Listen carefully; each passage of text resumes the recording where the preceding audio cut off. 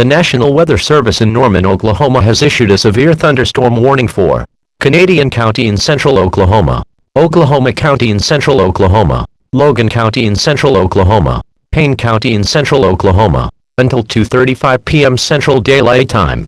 At 1:35 p.m. Central Daylight Time, National Weather Service Doppler radar indicated a severe thunderstorm capable of producing 60 miles per hour wind gusts and pea-size hail. Hazard: 60 miles per hour wind gust and pea-size hail. Source: radar indicated.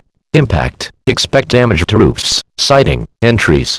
For your protection, move to an interior room on the lowest floor of a building.